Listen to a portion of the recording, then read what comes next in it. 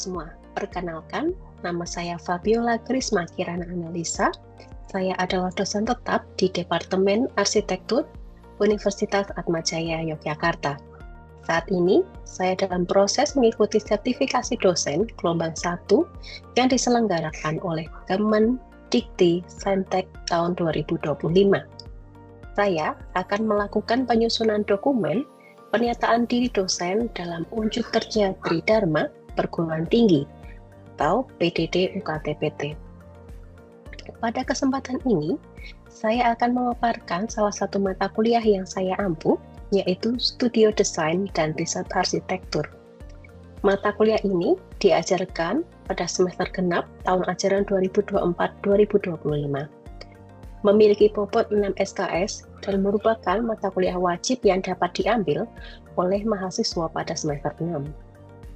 Mata kuliah ini memiliki kode MK ARST 17608. Deskripsi mata kuliah ini adalah memberikan kemampuan kepada mahasiswa untuk menciptakan gagasan desain kreatif yang terinspirasi dari lingkungan dan material alam serta buatan dengan menerapkan pengetahuan dasar mengenai design thinking, meneliti suatu kasus arsitektur dan kawasan, yang kemudian dapat menghasilkan desain skematik arsitektural, kawasan, dan lanskap sebagai solusi desain. Di mata kuliah ini, mahasiswa akan belajar peka dalam menemukan permasalahan yang ada di lingkungan sekitar dan mampu untuk mengusulkan ide gagasan yang diharapkan dapat menjadi solusi untuk permasalahan arsitektur.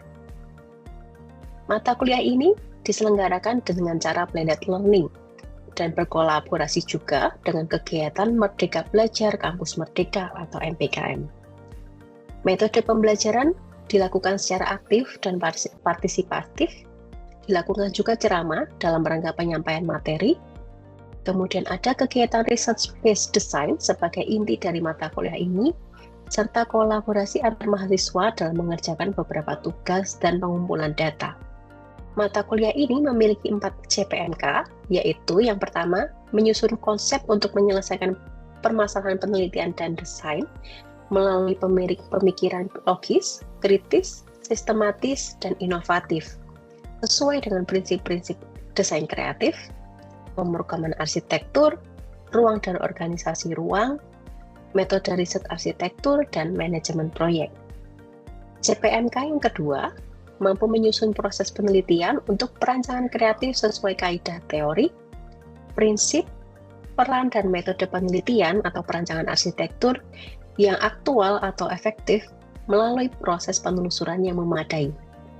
CPNK yang ketiga, mampu menyusun rencana usulan proyek penelitian atau perancangan kreatif sesuai teori dan konsep yang dipilih atau ditentukan sebagai implementasi keilmuan dalam bidang arsitektur yang dikuasai.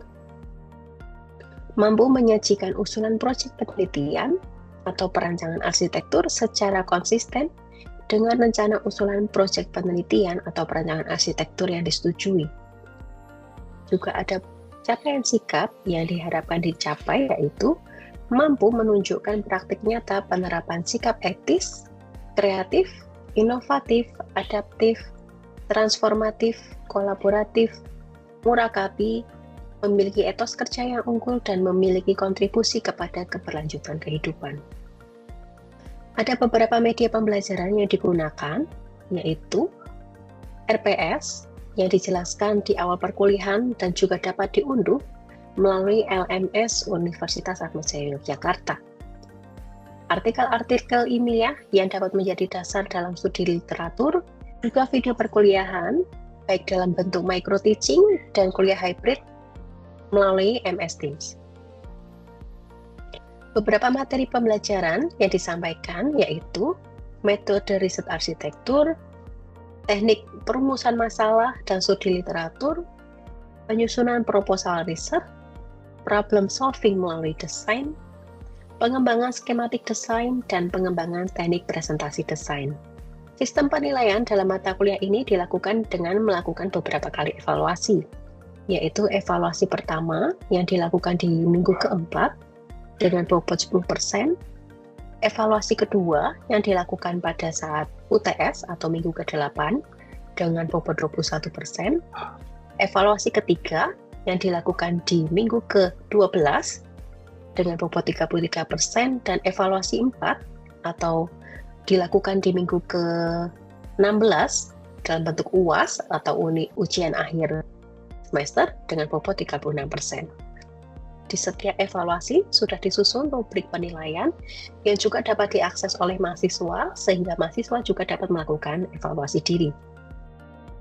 Melalui mata kuliah ini, saya berkomitmen untuk membentuk mahasiswa yang dapat berpikir kritis, peka terhadap isu aktual yang berkaitan dengan dunia arsitektur, dan mampu mengembangkan ide gagasan sebagai solusi terhadap permasalahan yang ditemukan. Video yang dilampirkan merupakan cuplikan dari proses pembelajaran yang saya lakukan secara online pada beberapa mahasiswa yang mengikuti kegiatan MPKM di luar kota Yogyakarta, sehingga perkuliahan perlu dilakukan secara daring. Video-video ini merupakan potongan beberapa sesi yang terdiri dari sesi penyampaian materi berupa contoh penelitian yang pernah dilakukan, dan dilanjutkan dengan potongan video yang merupakan proses asistensi progres penelitian yang dilakukan mahasiswa di minggu berikutnya. Pada video-video nanti, yang merupakan rekaman asli dari kegiatan perkuliahan, dapat dilihat bahwa saya menggunakan bahasa-bahasa yang cenderung casual, dengan harapan saya memiliki hubungan komunikasi yang baik dengan mahasiswa yang saya ampu, yang merupakan generasi Z. Nah, kemudian ini ada juga yang mencoba membandingkan dengan proyeknya di tempat MPKM di SHL. Ternyata ada beberapa proyek yang itu masih menerapkan konsep mandala itu, gitu ya. Nah, nanti kalau teman-teman juga bisa membandingkan dengan yang di Putri Bali, itu juga lebih bagus, gitu. Nah, kemudian ini yang kedua, misalnya aspek sosial, gitu ya. Area komunalnya bagaimana? Adakah pusat komunal di sana? Kemudian esensi komunitasnya bagaimana? Ini nanti coba saya beri linknya, teman-teman bisa mempelajari, gitu ya. Kemudian bagaimana pola ruang komunal di Desa Tenganan? Apakah itu di sepanjang jalan, gitu ya, atau di bagian-bagian tertentu dari masing-masing kompon rumah? Nah, ternyata dia menyimpulkan ada jalur pola ruang untuk komunalnya, yaitu di sepanjang jalan ini, dan ada hubungannya dengan jalur sirkulasi dan rute ketika ada upacara, gitu ya, upacara adat. Dan ada juga beberapa bangunan yang itu memang di balai-balai ini ya diperuntukkan untuk aktivitas sosial. Nah, contoh lainnya misalnya ini pengaruh adat budaya ke pola permukiman, gitu ya.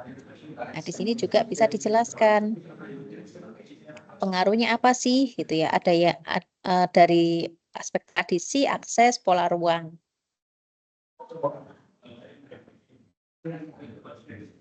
Bisa dibahas dari struktur ruang masing-masing rumah dulu, gitu. Mungkin nggak semua, kalau rumahnya banyak kita bisa ambil sampel, gitu ya.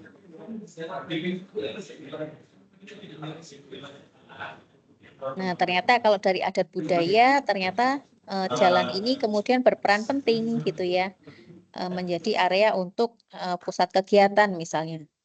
Dan ternyata untuk upacara yang satu dengan upacara yang lain itu area yang apa ya, yang membentuk, gitu ya, pola permukimannya itu terbentuknya beda, gitu. Nih untuk pernikahan ternyata membentuk pola di sini linear yang ada di bagian ini. Kalau yang kegiatan yang lain, upacara yang lain misalnya perang pandan di sisi yang satunya, gitu ya. Jadi pola ruangnya itu berbeda, gitu ya. Nah, kemudian bisa juga dilihat dari skala mikronya misalnya. Kalau di dalam komplek rumah seperti apa. Terus yang keempat ini perubahan pola kamar mandi dan utilitas. Misalnya kalian bisa melihat sebenarnya dulu itu sebelum jadi desa wisata itu gimana sih di sana apakah di masing-masing rumah ada ruang tertentu yang itu dianggap sakral, kemudian ketika modernisasi atau menjadi statusnya berubah itu area itu hilang atau malah ada penambahan ruang di situ. Itu bisa dilihat. Nah, di sini kalau kakak tingkat kalian itu mengambil sampel ya, kemudian melihat dari masing-masing rumah itu. Apakah ada yang ditambahkan, ada yang dikurangi gitu ya. Utilitasnya misalnya dulu sebenarnya ngambilnya dari sungai gitu ya. Area yang jauh dari permukiman atau dari area yang memang itu dari alam gitu ya, mengalir gitu. Tapi ternyata kalau sekarang ditampung misalnya, jadi ada elemen tambahan di sini. Kemudian ada septic tank yang dulu sebenarnya nggak ada misalnya. Kamar mandi. Posisinya di mana gitu. Apakah dulu sebenarnya tidak ada kamar mandi, sekarang ada, atau bagaimana tipikalnya, posisinya ada di mana? Gitu ya. Nah, ini kemudian melakukan pembahasan perbedaannya apa, atau jangan-jangan ada kesamaan yang bisa kita tarik di sini.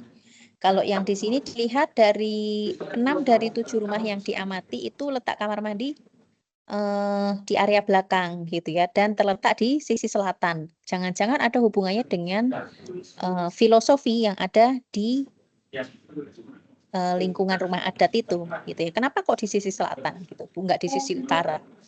Ada nggak alasannya? Tuh. Kemudian contoh yang lain ini yang terakhir, perubahan detail arsitektur. Misalnya ada tambahan atau ada pengurangan di situ. Berarti ini dilihat dari fasad gitu kan. Nah, mereka coba membuat sketsa gitu ya. Atapnya, materialnya ternyata ada yang berubah, ada yang atap genteng. Dulunya misalnya harusnya atap rumbia semua. Tapi modernisasi masuk, materialnya ada yang berubah. Nah, ini juga bisa ditelusuri sebenarnya penyebabnya apa. Nah, ternyata malah ada yang ini bawahnya seng ditutup rumbia, jadi ada 2 layer gitu. Jadi kayak apa? Kulit gitu ya. Dilapisi lagi. Apakah karena materialnya yang sekarang susah ditemui misalnya sehingga atap rumbia itu hilang? Kenapa kok masuk genteng, masuk seng gitu ya? Berarti kan ini ada modernisasi karena saya yakin di zaman dulu nggak ada seng, gitu ya, pasti menggunakan bahan alam. Kemudian, oh ini dia lihatnya dari atap saja. Misalnya nanti kalau teman-teman di sana melihatnya dari sisi fasad gitu ya. Ternyata ada elemen yang ditambahkan atau ada elemen yang seragam di semua rumah adat di sana itu ada pola yang sama. Apa itu? Gitu. Itu bisa diamati. Begitu. Semoga ini bisa jadi gambaran ya. Jadi menurut saya yang paling gampang itu sekarang kalian agendakan ke sana gitu karena kalian punya waktu lumayan banyak ya. Jadi misalnya pertama jalan-jalan dulu deh ke sana gitu ya. Ke Binge. Terus coba dilihat sebenarnya isu-isu apa yang bisa diamati di sana. Dan dibagi berlima misalnya Laura mengamati apa, Kayla apa gitu ya. Jangan rebutan, saya rasa bisa dikerjakan sama-sama gitu, maksudnya meskipun pembahasannya per orang nanti beda, tapi mungkin bisa saling membantu menemukan isunya. Oh, kita bisa bagi jadi 5 case nih, A, B, C, D, E, siapa yang mengerjakan apa, nanti ngambil datanya bisa sama-sama, gitu kan. Terus, kalau misalnya nanti bisa, mungkin kalau yang dari pengalaman teman-teman yang ke Tenganan itu, apa ya, seperti menemui pemuka adatnya dulu di awal. Gitu. Jadi ketika mau survei itu kan ada yang kemudian melihat rumah-rumah tertentu gitu kan. Nah, nanti setelah dari kunjungan pertama itu coba dilihat kira-kira apa yang bisa diamati. Kemudian kalau perlu surat izin ya nanti coba saya buatkan itu sebagai pengantar ke apa pemangku adat atau apa ya di sana judulnya ini pejabatnya gitu. Pengelola desa adatnya itu supaya kita bisa kula nuwun juga. Itu. Sampai sini ada pertanyaan nggak?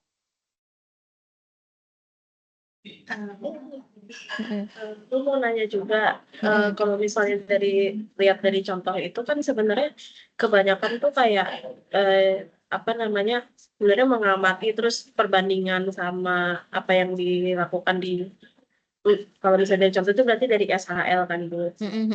Cuman kemarin tuh pas pembekalan tuh kita tuh juga dalam SDRA tuh juga mencari isu dan mencari cara untuk ibaratnya mencari solusi dari isu tersebut. Nah, kita juga mencari isu atau kita cuma mengamati dan membandingkan aja? Iya, Kalau kita bisa ditambahkan juga ada isu apa di situ. Jadi kalau menurut saya itu baik ya, bisa menemukan isu, kemudian problemnya apa, kemudian bisa mengusulkan apa di situ. Meskipun ini masih dalam tahap ide kan berarti, kita belum sampai mengusulkan ke desa adat Pinge gitu. Tapi ini kita bisa mengusulkan ide, misalnya tadi, saya nggak tahu ya di sana seperti apa. Semoga saya bisa ke sana ya. Saya juga pengen lihat. Oh ternyata ada elemen yang hilang gitu ya. Artinya ini kalian perlu melakukan, studi literatur, jangan siapa tahu di zaman dulu gitu ya, di sana itu punya, ornamen khusus yang biasanya ada di setiap rumah. Kok ada yang hilang ya gitu. Kenapa kok hilang? Nah, terus bisa mengusulkan apa di situ?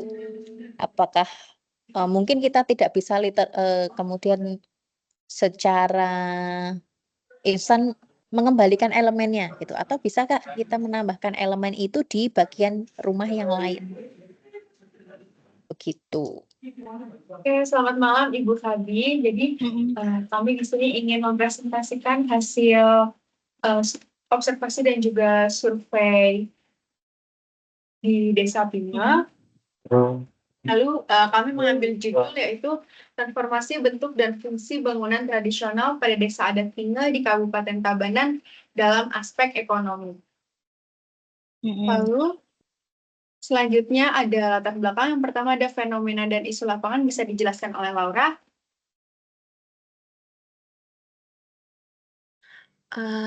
Di fenomena dan isu lapangannya itu pariwisata jadi penggerak utama di proyek ekonomi di Bali, menyumbang pendapatan signifikan bagi daerah dan masyarakat lokal. Salah satu kabupaten yang mulai aktif dalam pengembangan pariwisatanya adalah Kabupaten Tabanan. Sektor ini menciptakan lapangan kerja di berbagai bidang seperti transportasi, kuliner, akomodasi, dan atraksi wisata tradisional. Banyak dampak positif yang ditemukan, namun di sisi lain perkembangan pariwisata yang sangat pesat menimbulkan tekanan untuk memenuhi kebutuhan wisatawan, yang seringkali mengakibatkan perubahan sosial budaya dan lingkungan masyarakat setempat, termasuk juga dalam sektor arsitektur tradisional Bali sendiri. Penyediaan akomodasi yang nyaman dan modern menjadi desakan perubahan untuk kebutuhan wisatawan. Hal ini mengakibatkan perubahan signifikan pada struktur dan alih fungsi rumah tradisional yang ada di Bali. Fungsi ruang yang awalnya untuk keluarga atau keagamaan, saat ini dialih fungsikan sebagai guest house untuk menarik wisatawan yang lebih banyak. Penggunaan material alami seperti kayu, bambu, dan alang-alang tergantikan oleh material modern seperti beton, baja, dan kaca. Perubahan ini tidak sekedar mengaruhi tampilan arsitektur tradisional, melainkan juga mengancam kelestarian lingkungan karena penggunaan material modern yang kurang berkelanjutan. Berbeda dengan desa adat lain, Desa Adat Pinge justru mempertahankan aspek tradisional rumah adat Bali, seperti mempertahankan konsep tata ruang Trihita Karana.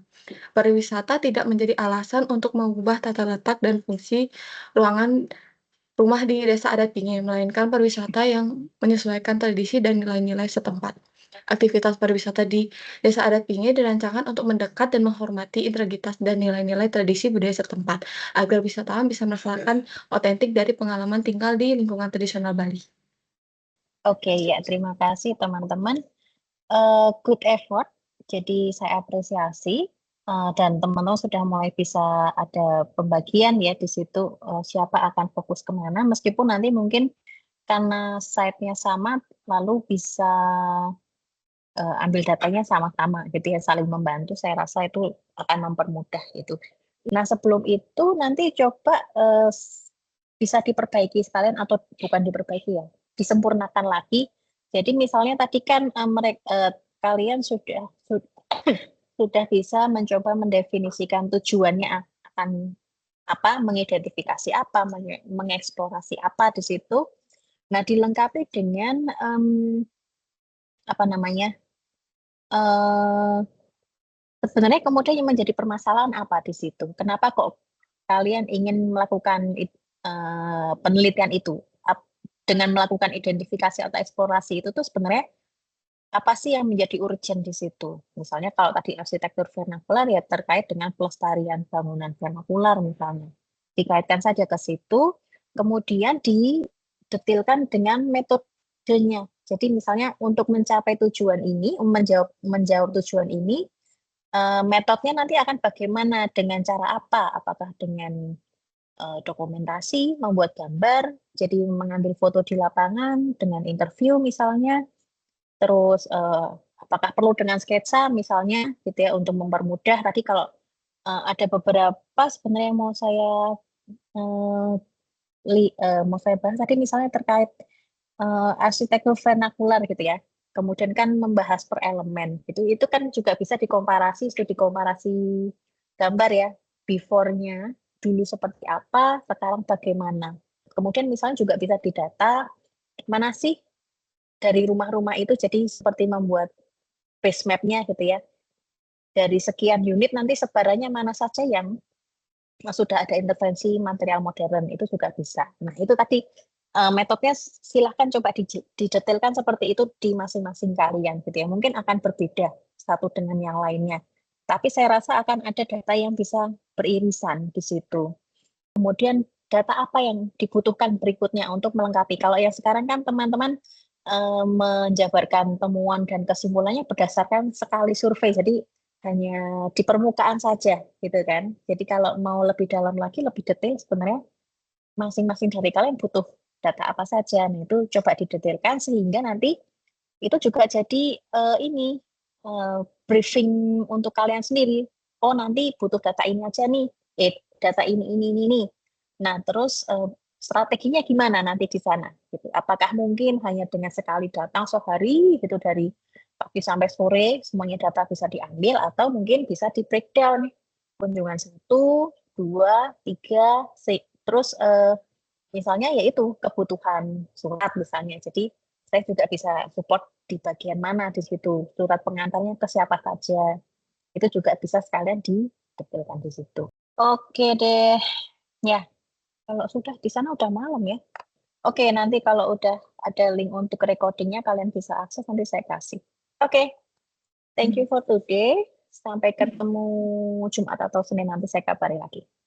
Oke, terima kasih banyak. Thank you. Selamat malam. Demikian video cuplikan pembelajaran mata kuliah Studio Desain dan Arsitektur di program studi Arsitektur Universitas Atmajaya Yogyakarta. Video ini digunakan sebagai salah satu syarat penyusunan dokumen pernyataan diri dosen dalam unjuk kerja Tridharma Perguruan Tinggi atau PDD UKT-PT. Semoga dapat menjadi pertimbangan baik dalam proses pengajuan sertifikasi dosen gelombang 1 tahun 2025. Terima kasih.